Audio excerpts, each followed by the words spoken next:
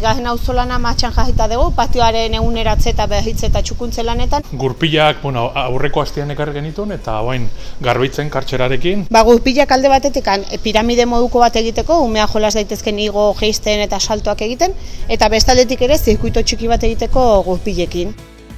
Arratsaldean hasi gea, momentu honetan baztarrak ari gara presiloakin, garbitzen paretak, Goroldio eta abar urte askotan hemen metatua zegoen. Bueno, hoy nos ha tocado además un día muy bueno y bueno, está siendo más fácil de lo que creíamos y muy bien, muy a gusto.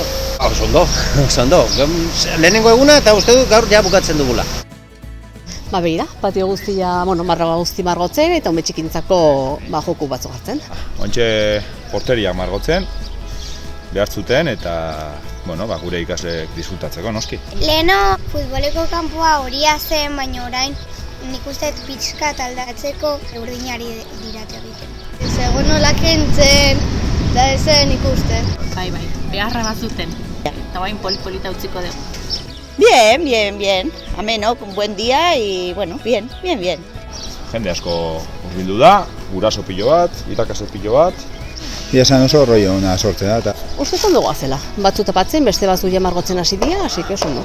Segituan egiten da, azkenean hainbeste jeteren artean, azkenean, tita batien.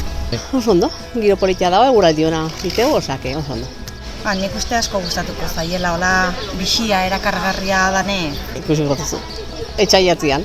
Eta esango digute, hau ez da guztuzena, hau ez da hemen dezagetzen, baina bueno. Hau zu margotu dezu, hau seguru, hau eski dauna, zu margotu dezula.